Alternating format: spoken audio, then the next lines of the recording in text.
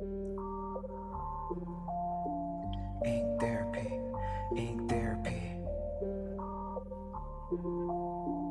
ink therapy, ink therapy. Welcome to the podcast. This is therapy session. I'm here with Eric of Funky Monkey Medellín. Man, thank you for your time. Thank you for coming. Yeah. Thank you for your time for the podcast as well, man. Of course, brother. So how long have you been tattooing? Well, I started tattooing back in 1996. Yeah. It's been a long run, 30 years this year. 30 Here years. we are still pushing the ink. Yeah. Man. And since 30 years, how much have the industry changed since then? The industry has grown a lot. Yeah. Has grown like a lot, big time. So let's just say when I started tattooing back in 96, my home base right now is Medellin, Colombia. And yeah, welcome to Medellin. Whoever wants to get tattooed here, you're welcome. Life is beautiful here. And so it was more traditional culture. So when I got here, when I started tattooing, let's say nobody had tattoos. We were like a handful of tattoo artists, like maximum there was 10. And we used the yellow pages. So you can keep a record of how many tattoo artists there were professional. The record, yellow pages, man. That's classic. That's old school. Yeah. Yeah. That's totally old school. So in your early years, what did tattooing look like to you? Well, first of all, I related it to bikers. Like I grew up in California, San Mateo. So I grew up like in an environment where there was a lot of Chicano culture and there was a lot of like Harley Davidson, like bikers. Right. So there was a lot of big tattoos, big pieces, like kind of tattoos you see like on this guy, the guy who the machete. Yeah, machete. Yeah. He got a big Mexican girl on his chest, like that kind of style. I kind of like I grew up in a Chicano environment, so that's kind of where I'm from. So originally you got into tattooing, started here. So what was your style starting off? Or did you have a certain style, or was it like a walk-in style where you did whatever, walked in the shop? Well, we're talking about the 90s. We didn't have too much like Google. We didn't have internet. We didn't have all the tools we have today. Back then, we had like these old school magazines, tattoo magazines, and that's all you can get. And mostly the people here wanted to get the Looney Tunes. I was doing Looney Tunes like a motherfucker. I was doing like all this Tweety Bird. Okay. And we're doing roses, doing some skulls. Yeah. Dolphins, a lot of dolphins. Okay. Back in the days, all these girls want to get tattooed on her butts or like the titties and stuff like that. That's what like mainly what we were tattooing back then. Okay. And maybe some Indian designs that they liked a lot. That's So what's up. actually, we had this brand of cigarettes here that was called Piel Roja. So it was like an Indian guy who was on the Piel Roja. So that's where the designs came from. They came organically from what you were living on a daily basis. So people had that, like the cigarette box, and that logo was there. So that's what they wanted to get tattooed. Yeah. So that kind of brings me to the question, like tattooing and Medellin, and then like other countries. I know you see what's going on around the world via Instagram or social media. What do you see like culturally difference wise about tattooing here compared to other countries? Well, I'm just going to say one thing. Tattooing got big in Medellin and in Colombia generally because of the tattoo expos, the conventions. So we actually got a lot of information from other big artists in the industry. So like back in like in the 2000s, there started a big wave of a lot of tattoo artists because at first it was like something that nobody wanted to relate to. Like a tattoo was looked as a criminal thing, like only people who's done something unlawfully would get. But then from this Miami Ink, it's like a boom, like a new boom in the tattoo industry. So it came from being an underground culture to be something fashionable, something that trends, something that everybody wanted to get. So everybody started to tattoo. So now we're talking like in Medellin, we have the best tattoo artists in the world. I could say that. We have That's a lot really of good tattoo. tattoo artists that are coming from here, that are living in the US, living in Europe. I've got a bunch of apprentices that are living outside of Colombia. And at the same time, we still have a lot of good tattoo artists because it's a lot of tattoo artists here. So that makes it a competitive industry for us. Yeah. So right now we have a good industry, a big industry. I could say like one of the best in the world. Yeah. No, there is a lot of talented Colombian artists. I actually had one in my shop. He did this one. Okay. One. And yeah, just skilled, been doing it for so long.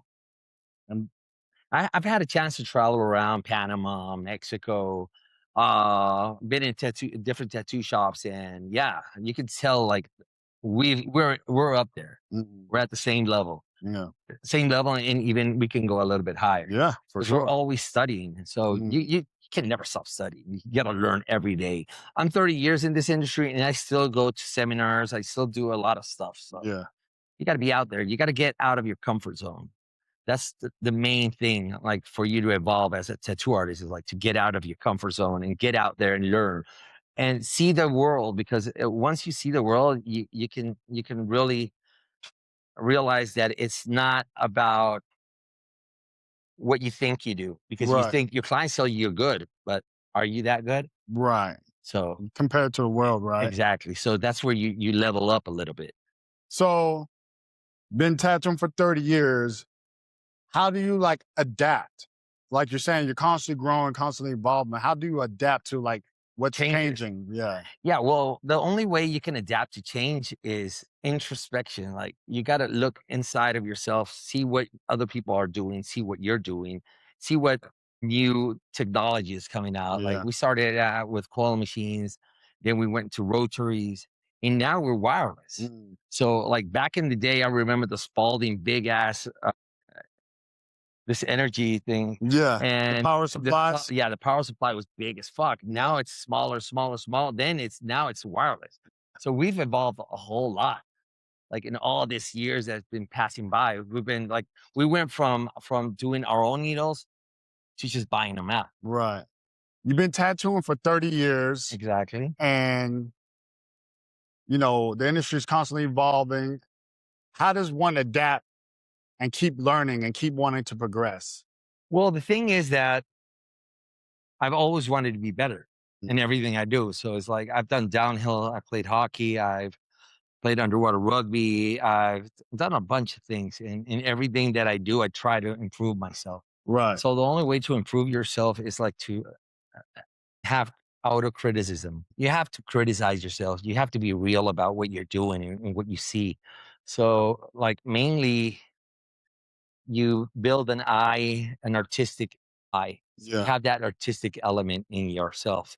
Once you get that artistic element, you already know what's good and what's bad, what's right, what's wrong, what looks good and what does not look good. And and at the same moment, you learn how to respect your clients through the manner, like if you know that tattoo is not gonna look good, it's not gonna fit good, you tell them. Yeah. Just don't go ahead and do it. You just tell them, no, that's not gonna look good. Let's change it like this. Let's do this changes.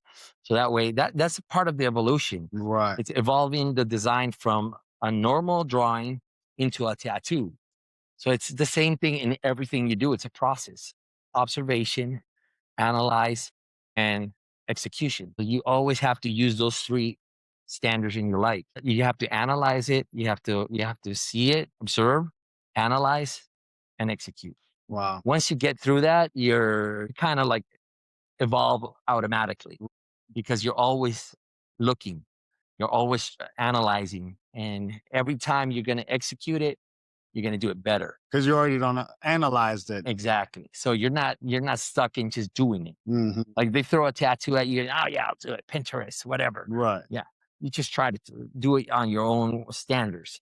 And you already know what looks good. Right. So I guess that's kind of the matter, like to evolve in anything in life. So I think a lot of people push against evolving and what's going on, especially like in the industry. So like we were talking about like coils, right? When they first came out, a lot of people, well, not coils, but the rotaries Yeah. or the pin machines. So like the pins came out and a lot of them, people fought against it. They're like, no, I'm not going to use that dildo. Like, fuck that, you know? Yeah, I thought the same way. But once I got my hands on a Cheyenne Thunder, that was my first real rotary machine.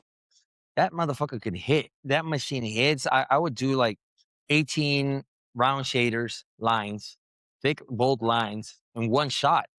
So they're not wrong. I was like, you just got to evolve to the new equipment. It's like a car. You have an old car, you buy a new one. Exactly. The new car is always going to be way better. It's just going to have better standards, better equipment. It's going to run better. It's going to be smoother. Less energy put into your physics, like into your body. It becomes easier. Like I remember these coil machines, which is fucking weigh a lot. I can't grab a coil machine nowadays. Like I cannot have a coil machine, but I still respect them because those were the machines that I started with. Well, not really. I started with a homemade tattoo machine. Oh, wow. Because back in the days, we didn't have internet. We didn't have Amazon. We didn't have eBay. We didn't have all these companies that would sell like directly to Colombia. So it was mainly like whatever you could get your hands on. So now we have all these machines that have evolved. Like I did my homemade machine and did the rotary looked pretty much like that. Yeah, that's crazy. So I came from the future and got my machine from the past. And now I'm using that, but with all the technology that they put into it. So now it's a whole different world. It's a whole different matter. Now tattoo artists, we're it's an easy industry right now for everybody. Yeah. All of the information is there. Yeah. For us, 30 years old, 30 years plus, we didn't have any information. Yeah. We had to draw everything. Everything was hand drawn. Everything was stencil. You had to draw your own stencil. And talking about evolution, the stencil makers, the stencil machines, now you can just print them out. It's so easy. I remember back in the day, I fought against that. I fought against the stencil machines because I thought like the same that you thought, that we have to draw it once so you get the look of the design. No, you don't. You already know that. That's just the way that people think. You have to kind of evolve. Exactly. So that's the thing is like, when things are evolving, like with the rotary or the pen machines, it's uncomfortable trying it at first. Yeah. It's like something new. I'm doing something new and it's uncomfortable always. But like once you figure it out, literally it's better for you. Actually, when I bought the Thunder, I had problems changing the cartridges, and it felt awkward. Yeah. But then once I got a handle of it, damn, it was a game changer, totally. Because you speed up as a tattoo artist. It goes faster, it goes smoother. How can we make this process? You can just make it one machine for everything. Thin lines, 3 RLs, 3 liners, tight liners. Then you're using a 9-round liner. Then you're using shaders on the same machine. You're packing in color. You're doing shadows. You're doing everything. So what changed is, like for me, I'm just going to say it straight out. I love you guys that use all this old school coil machines, but coil machines are set up for you to do shading easier. Coil machines are set up for you to do lining easier. But what it's about, a direct stroke, it hits. So it's not about the machine anymore. The machine is not helping you. It's your wrist. It's your hand. It's the feeling you get of the machine. So it's not easier. It had to be said. Yeah. Yeah. And, I fought against it. I'm not even gonna lie. My mentor was like loyal to the coil. Yeah. And I followed behind him. And a couple years ago, and I'm still feeling it, I started to get arthritis, carpal tunnel. And like I was wondering why my wrist was hurting all the time. And it was mainly because of all of that, using that coil. You got to stretch. Yeah. Every time you stretch, well, there's one like stretching exercise. You got to look it up in YouTube or wherever you want. I do piano stretching, like for pianists. You got to do like some finger stretching, some wrist stretching, all that, each finger at a time. That way, when you start tattooing, you're not going to be suffering all this stuff. Right. Because that's because we didn't have that habit. We didn't know that kind of stretching existed. Yeah. But no, I tattoo, I have a beer, I have a cigarette, fucking whiskey, whatever. Yeah. Cocaine. No, we don't do that. Especially not here in Colombia. Yeah, especially not in Colombia. So we're talking about how everything is evolving. What do you think about artists having to be influencers? Well, that's another thing. Like, all right, I started with MySpace back in the day, early internet. Then I got Facebook and we started using Facebook and everything. But now there's kind of like a standard. So back in the day, you could post anything you want, like you eating or you with your homeboys and your Instagram and your Facebook account, doing whatever, partying, everything. We posted everything. But nowadays, you like in the early Instagram, it was the same way. But nowadays, like you go to an artist, a tattoo artist Instagram account, and all you see is tattoos. You don't see nothing about them. You don't see Right. their lifestyle. You don't get to know your artist. I think mainly in my opinion, it's more like you have to have like a kind of chemistry with your tattoo artist because it's something that you're gonna like exchange a ritual. It's an ancient ritual. Getting that Yeah. tattoo is like an ancient ritual where you're actually doing a blood ritual Yeah. where there's blood and there's pain. So there comes the other topic about anesthesia and all that stuff. So you get sleep, and now you just get a whole back piece by Yeah. 10 artists. Like, damn, do you actually deserve that tattoo? You didn't go through the ritual. You didn't suffer the pain. You didn't endure it. You didn't do all No that. communication There's no between the communication. artists. Exactly. So there's no chemistry. So now it just became like flat. Like I want to get a tattoo. I don't care who the artist is. Most people are looking for prices. They're looking for the most popular artist. They don't care if it's a good tattoo artist. They just want something that they feel, oh, he tattooed Ricky Martin or Bad Bunny or whatever. Like he tattoos famous people, so he's the best one. Not necessary. Like back in the day, like most of the tattoo artists that tattooed artists, like music artists, singers, rappers, or whatever, were the road tattoo artists. Yeah. The ones that had time to go on a bus and tattoo all the rock bands. They weren't the best tattoo artists. No. Because the best tattoo artists are probably all booked in. So they're not out there. So not necessarily they're the best. So it's the same thing that goes on right now with social media. Social media is like, oh, if you're famous, you have a bunch of followers, you have 1 million followers, that immediately makes you the best tattoo artist. No, it doesn't. But then again, there's a lot of good tattoo artists. I don't want to talk bad about like influencer tattoo artists because there's a lot of influencer tattoo artists that are really good, that are really good. Cheap artists, yeah. Everybody puts their own price. Right. So it's mainly that. It's like however, whatever floats your boat. If you want to be an influencer, you want to be dancing on TikTok, dude, do it. You're tattooing naked. Fuck yeah. Why not? Brings you client, do it. I can't say I'm not that kind of guy. I can't do it. I don't know why. My vibe doesn't go that way. And But one thing I do know is that for you, branding is important. yeah. So let's talk about like how important branding is. Maybe you don't do the sing and dance, with Yeah. the tattooing, but you make sure that you're marketing Funky Monkey. So how Yeah. does that work for you? Well, Funky Monkey has been open since 2001. Started tattooing. I was like a garage artist working out of any kitchen. I would just go like any place and tattoo when I started in the beginning. Then I opened the first shop. I had my first shop was in 2000s. And that's when I started. Tattoo shop's name was Fun City Tattoo. Oh, I got Fun City Tattoo out of a guy who has a tattoo shop in New York. I love the name and I loved his mojo. He was the tattoo artist it's Jonathan Shaw. He okay. was an editor of a famous tattoo magazine back in the States. The tattoo magazine was International Tattoo. So I read him a lot. He never sold any equipment on his magazines. No publicity about what do you call it? Warehouses, tattoo warehouse, nothing. Yeah. He would just have his like only talk about artists. Oh, Would wow. do interviews with like the old school tattoo artists and all that. So that's where I got all my information from that magazine, especially. But there's tattoo, Flash Tattoo. There was Savage Tattoo. Savage Tattoo is where I got all the piercing stuff. That's my information from piercings, body Okay. mods, and all that crazy shit. And I love that. I love that. Back in the day, I loved it. But now it's like, okay, yeah, I won't do that.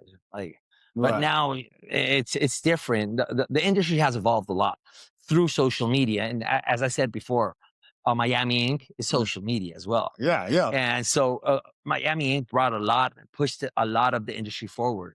And that's what it's doing. Social media, that's what it does.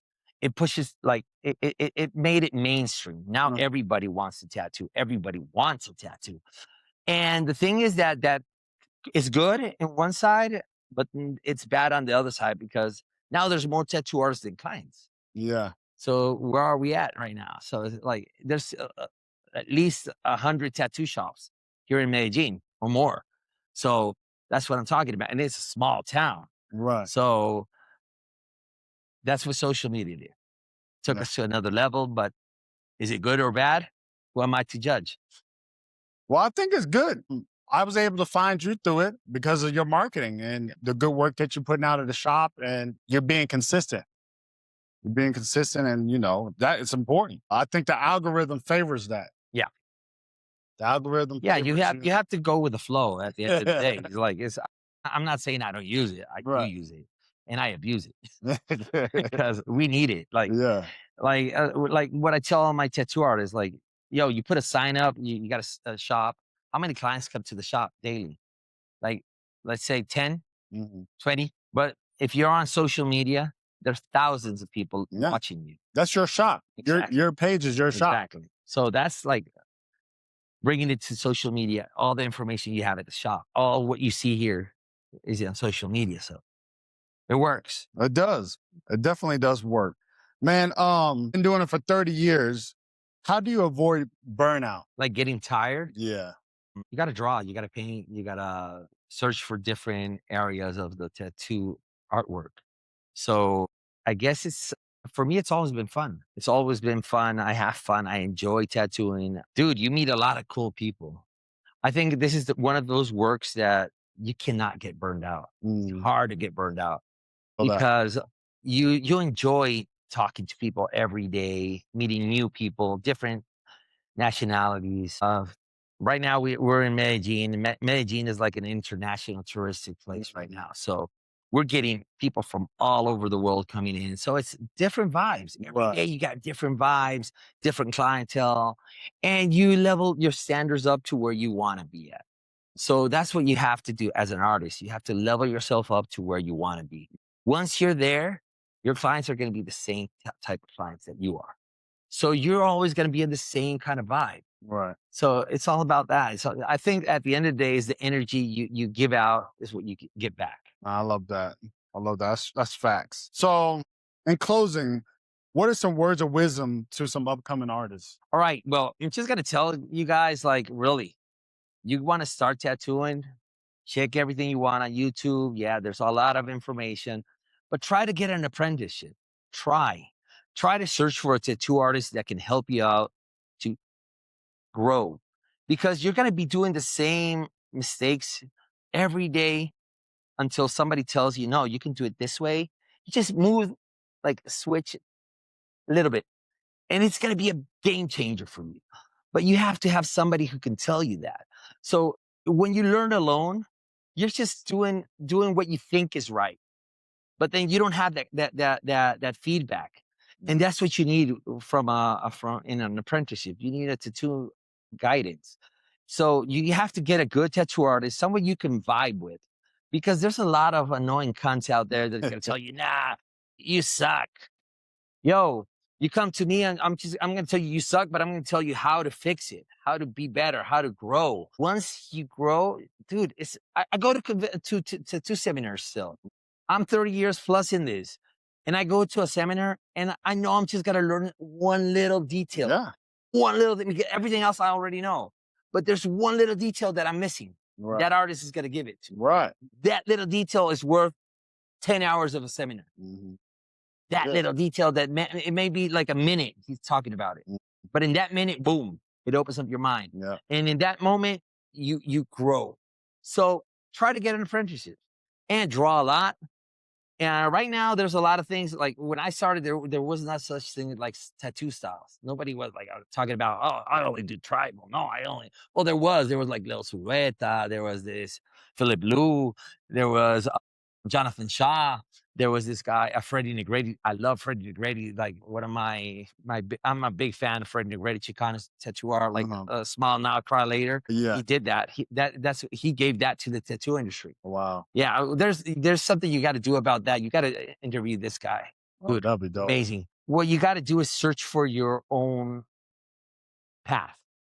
You got to have a purpose in this tattoo industry. So once you get that purpose, you're gonna like go through it. Just walk that way, work your way through it, and let's say it, fake it till you make it. There you go. Fuck it. Oh, that's how it is. Facts. That's facts. That's facts. Well, man, Eric, thank you so much for taking your time, brother, sharing your knowledge. Lots of love, man. Yep.